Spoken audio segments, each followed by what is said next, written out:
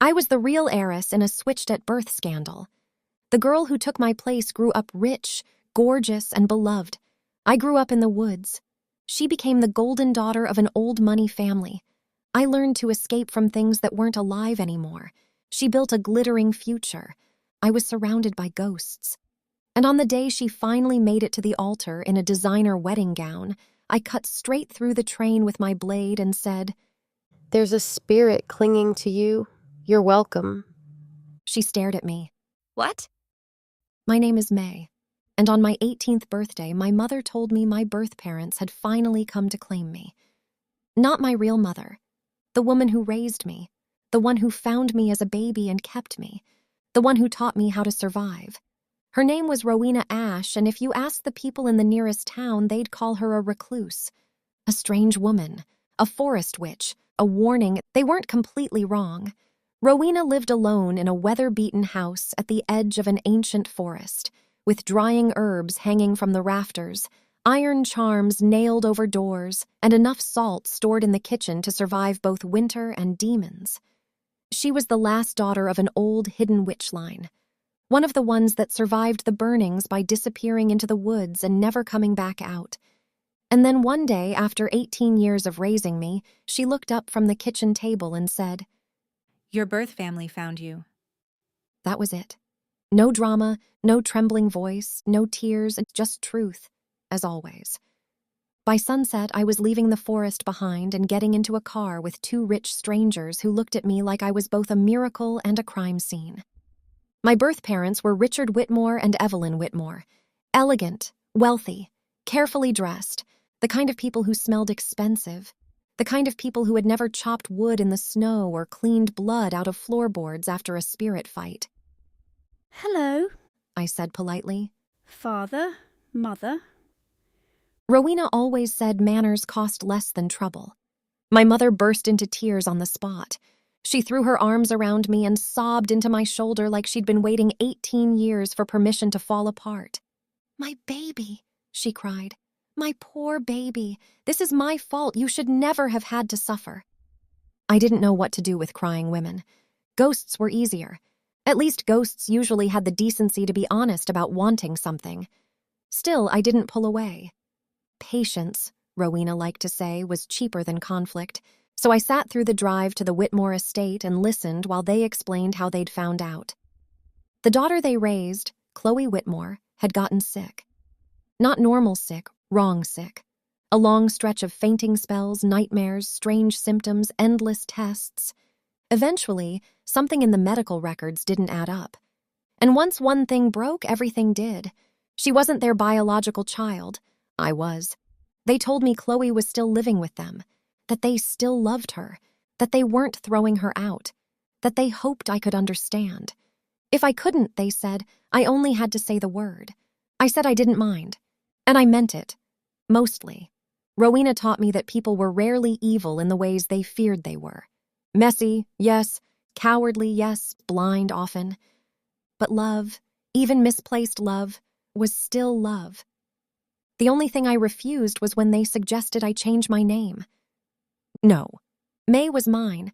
I had lived with it in the woods, in storms, in ritual circles, and under Rowena's roof.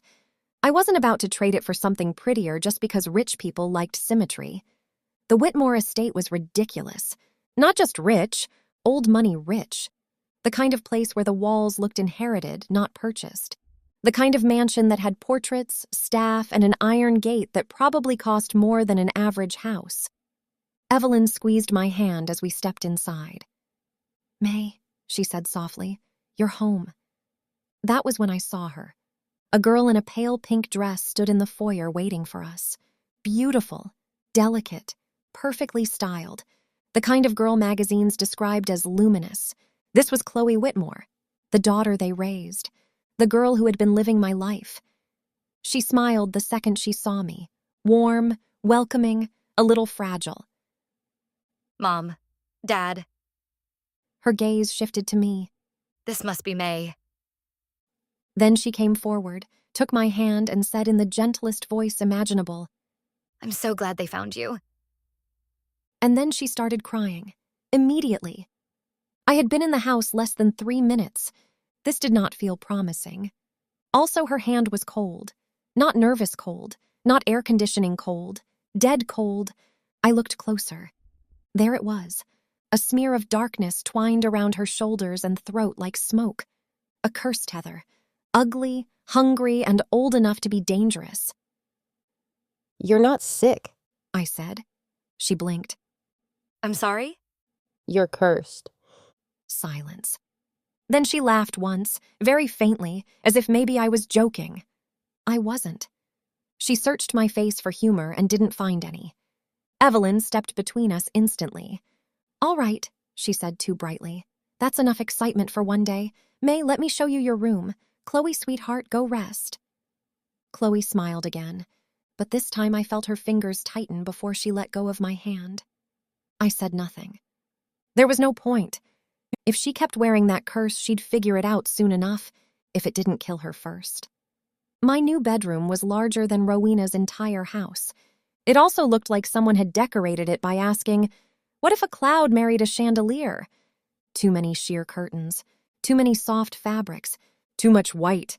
I hated almost all of it. But I unpacked without complaint. Shelter first, opinions later. That was another Rowena rule. Once I was alone, I opened my trunk and took out my supplies. Sigil papers, warding charms, ink, salt, iron nails. Protection first, questions later. If these people were my family now, then cursed heiress or not, I wasn't about to let something dark settle in comfortably. Dinner that night was overwhelming in every possible way. Too much food, too much silver, too much emotional tension. On the bright side, there was meat, a lot of meat. That alone improved my mood. Back in the woods, meat had been occasional. Here it seemed to appear just because people were feeling festive.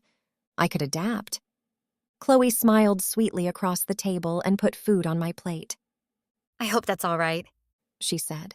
We didn't know what you liked, so the cook made all my usual favorites.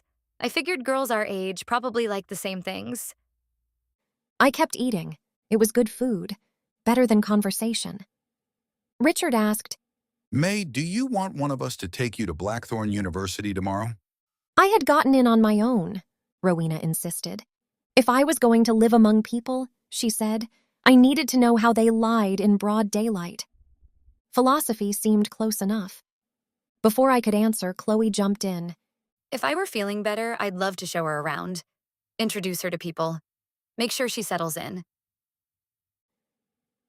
You're not sick. I said again. This time the tears came faster. Do you hate me? She asked, voice trembling. Why do you keep saying that? I stared at her. Then I said very calmly, Because you're cursed. A hush fell over the entire table. I kept eating. No one else did. Eventually, I finished, set down my fork, and stood. Thank you for dinner. I said. Then I pulled out the warding charms I'd made and placed one in front of each of them. These are for protection. They all looked at the little charms like I had just handed them live snakes. To their credit, no one refused. I nodded, satisfied, and left the room. As I went upstairs, I heard Chloe whisper behind me. Is she okay? Richard gave a strained cough. She had an unusual upbringing. That was one word for it.